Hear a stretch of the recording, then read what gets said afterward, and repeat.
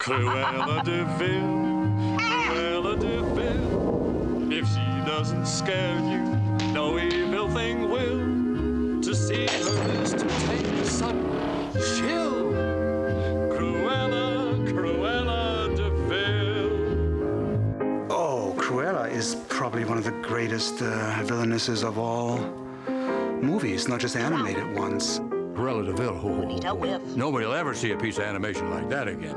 We all thought that Cruella was a great character, but we had no idea, you know, what an impact she would have. How do you describe Cruella without using a naughty word?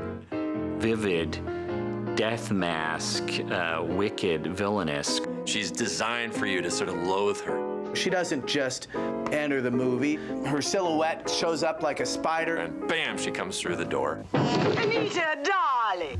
And right away, you know, this is going to be a major character in the film. I mean, even her smoke was green smoke, and she smoked pink cigarettes.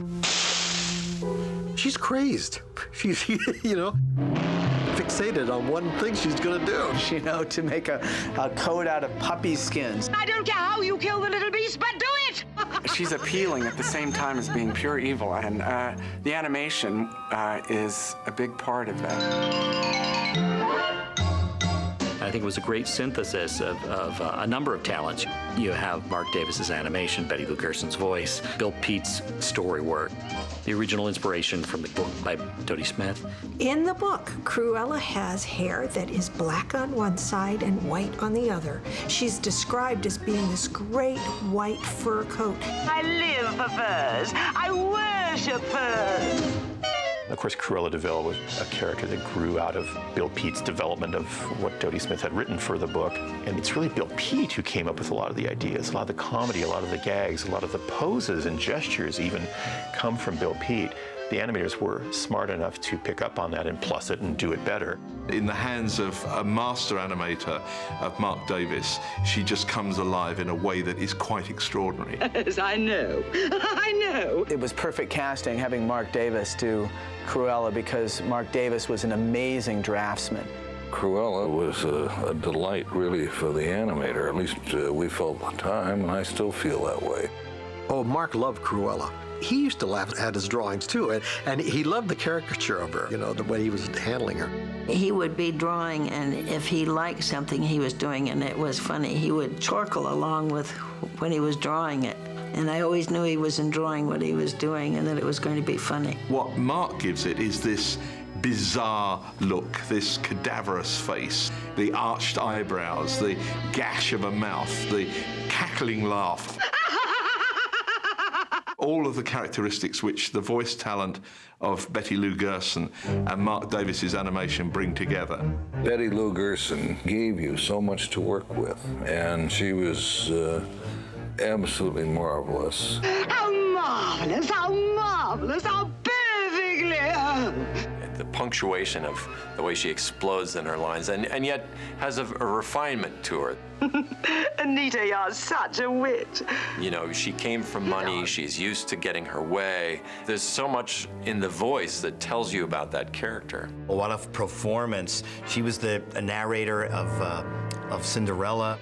Once upon a time, in a faraway land, there was a tiny kingdom. She also does a little bit as Mrs. Birdwell on the What's My Crime TV show spoof in the film. If your crime wasn't robbery, did you do someone in? You know that part in Mary Poppins when the kids are running away from the bank and they encounter a street woman? You know, that's Betty Lou Gerson in a cameo role. What a great actress she was. In those days, they shot a lot of live action reference for the animators to use, but Betty Lou Gerson didn't really look that much like Cruella De Vil. So the Disney animators brought in Mary Wickes, the great character actress. I'm sure a lot of TV viewers have seen the episode of I Love Lucy where Mary played, I think, a Hungarian ballet mistress. And that was Mary being very, very haughty and dictatorial, and she brought that to bear in Cruella, too. Mary Wickes gave you a first rough that was interesting to study. She did some very marvelous things. The gestures were of the type of person that Cruella was. In other words, she was a flamboyant kind of character that you had to have her brought. Do you understand? I mean, Mark just loved playing her over the top, you know. He loved the idea with the cigarette holder and the whole thing, and, you know, because Mark was sophisticated himself. And when I talked to Mark about this years ago, he said, well, thinking back, maybe I shouldn't have pushed her design that much. And I said, don't say that. That's the reason why that movie is so great, because you pushed her design so much that the other animators had to catch up with that, because they were holding back.